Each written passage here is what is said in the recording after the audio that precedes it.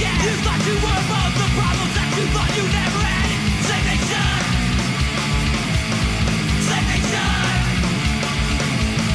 Same nation. Same nation. So with that said, welcome to Liberal Buzz. And the goal of this show is to stop the billionaires. And they're in every corner. It's really hard to share a country with them. It's hard to share a planet with them, really. So the liberals and the billionaires were facing off here. You know, we got to, you know, get our ducks in a row so that we can not be sitting ducks. Now, also I've been going to meetings to try to overturn not overturn it, but replace Prop 64 in 2018. And I went to the Democratic Party. I talked about that last time. Now this time I went to the Milk meeting. And I gave them a piece of my mind because they endorsed jail for weed because they've been kind of like taken over by the petrochemical companies and Drug Policy Alliance. So here's what I had to tell them, just a quick.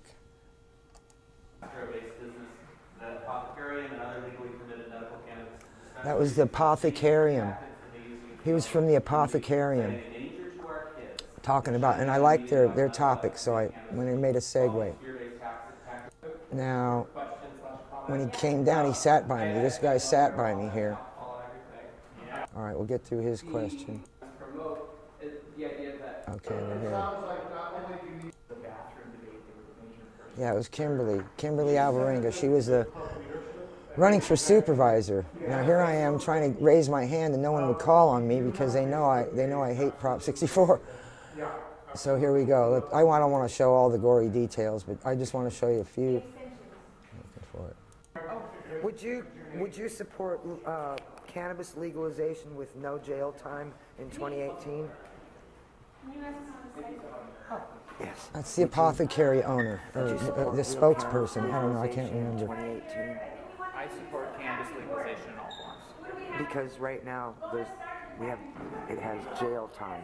Right now there's jail time too much. It's not perfect. It's a hot mess. It's not even good enough to fix. You can't fix it. It's not fixable. You know, we have to replace it. So it's got a life sentence. 11358D, a cross reference with the penal code, promises a life sentence, 25 years for selling a gram or growing 7 plants. There's no wealth distribution. So you get I was letting them know that, I mean, they endorsed this without really reading it. It's a complex law. I'll say that. It's very complex law.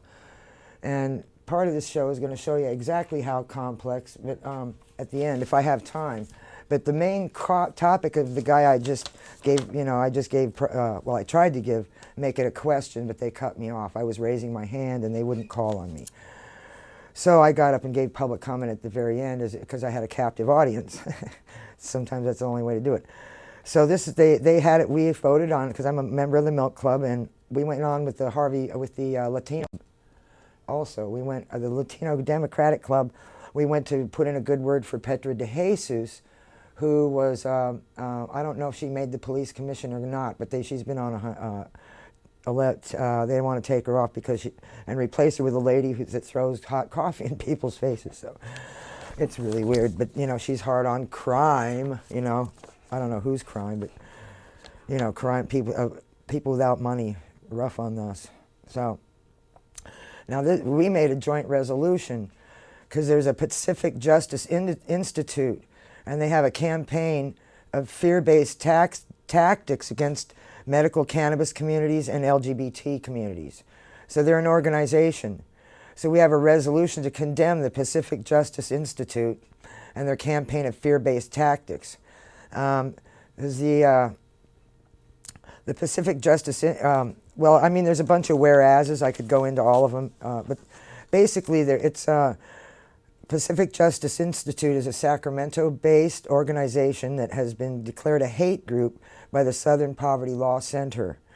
And the Pacific Justice Institute has fought for years to oppose domestic partners, civil unions, marriage equality, access to restrooms by transgender citizens, and have been one of the most active anti-LGBT LGBT hate groups in the country. And whereas Pacific Justice Institute has a long history of promoting gay conversion therapy. You know, you've heard of it. I mean, I think our vice president might have gone through it, you know, Mike Pence. Or maybe he's going to be the president now, who knows. It's all a hot mess. I'm going to go home and watch it as soon as I get there. But right now, I've got to think about local stuff. We got to take over our Democratic clubs. Just to tell you, you know, just go to your Democratic club, join. You don't need to join the Milk Club. You can be, you know, the sexuality doesn't matter. So, the law that designed to protect transgender students will turn California schools into a horror film and compare stopping marriage equality to stopping the Nazis. You know, and it's just, they're attacking the Castro-based business, the Apothecarium. And the Apothecarium is a rather plush, you may have been there, it's a rather plush cannabis dispensary on Market Street, Upper Market, in the Upper Market area. And I've never been there, but there's other legally permitted cannabis dispensaries. They're using fear tactics. They cited a danger to our kids, shutting down a meeting about the medical efficacy of cannabis for people with potentially life-threatening illnesses, which is what they're doing. You got to be ready for these hate groups, and you got to join your Democratic clubs and get involved with their issues, because we need you more than ever. Yes, we do. So, I belong to about 5 Democratic clubs. It costs about $150 to pay the dues for all of them every year. But hey, you know, I get to go and eat their food too. So there's perks, and you get to hear your voice. You get to go to the DCCC meetings, and you get to make your voice heard to the people on the Democratic County Central Committee who want to know. And last week I told you about my public comment I gave them about please endorse an initiative without jail time. So I told the Milk Club more or less the same thing at the end. I didn't get that on video, unfortunately, but I told you what I whispered to the guy because they wouldn't let me talk out loud.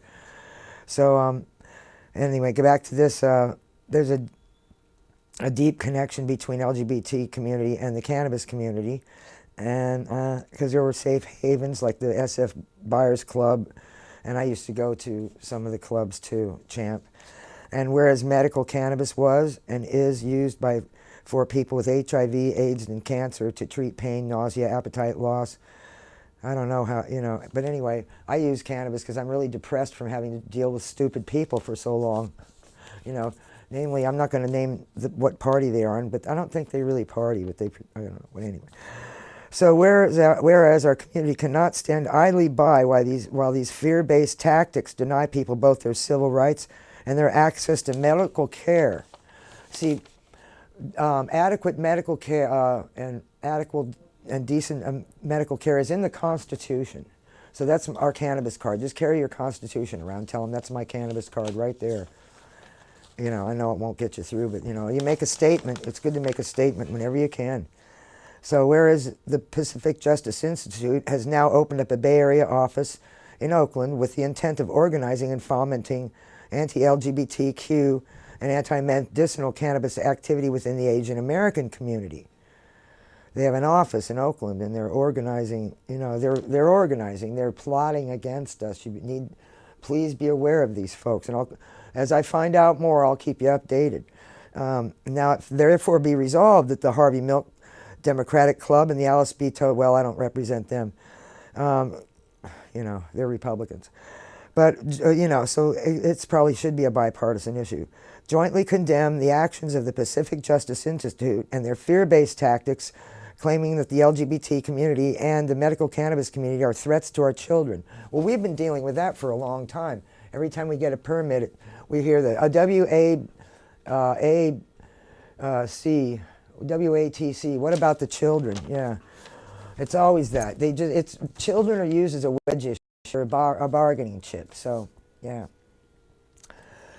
and children really are made more safe when there aren't alcoholics around.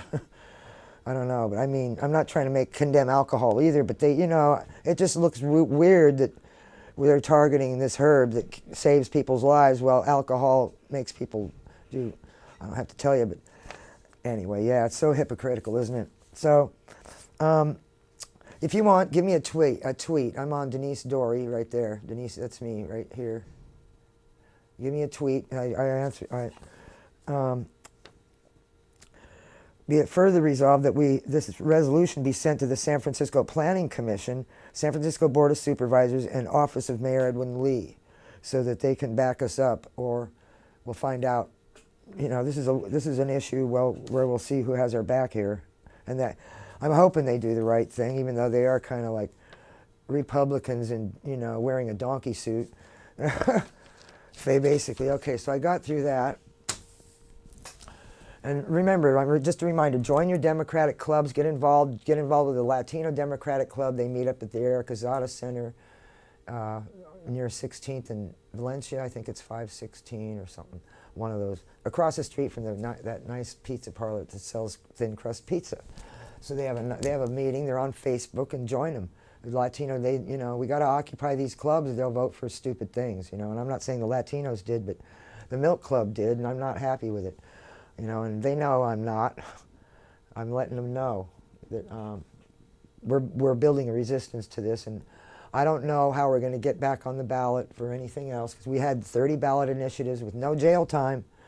But they picked one that had jail time. And I told the DCCC, I mean, I got thunderous applause from the Milk Club about my public comment at that same place I just showed you. That was the Milk Club meeting. So let's get into this. Here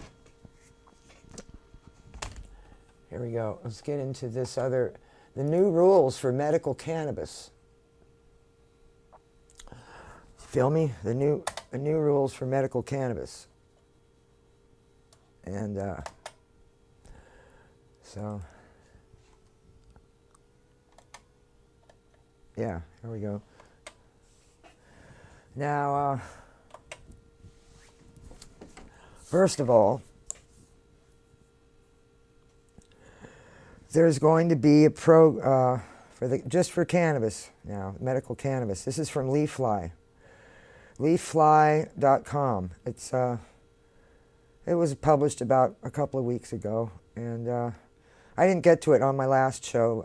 I probably won't get to all of it on this show either, because it's only like 8 minutes left, but I'll get to as much as I can and get the rest to you later. But the three-state agency that are going to oversee California's medical cannabis industry released their proposed rules for the state's system last week. You know, that Proposition 64 based on greed, you know, billionaires bought us out because we had 30 without. Remember, I just got done talking about that. So that kind of pertains to it. And here's what the rules are. The billionaire rules, you know. So they can get rich and we can go to jail, basically is what it is. Let's call it what it is, because I'm not calling it legalization, because it's not. Not if there's more jail time. I'm going to say this until I can't breathe anymore. There's more jail time. Please don't believe it.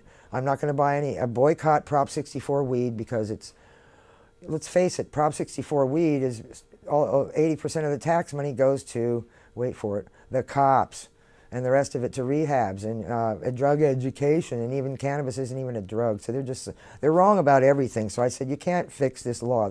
Oh, we can fix it. You know, no, no. We're going to replace it with something we wrote that we got outspent. And I'm going to try to find it. If you can find a billionaire with any money, let me know, okay? Because we're looking for $1 billion or a couple mil. That'll work for starters. We want to get on the ballot, start collecting signatures. That costs money. So we're going to have 3 boards. They're going to regulate us. The Bureau of Medical Cannabis Regulation licenses dispensaries and all medical marijuana businesses that do not grow cannabis or manufacture cannabis products. And then they have the regulations for them. And part of it is cannabis dispensaries, I'll say this again, can't give away free cannabis anymore. They get fined. Is that a hot mess or what? Do you really? That is, yeah, I had the guy at the Relief Center told me, yeah, I'll get a fine if I give anything away.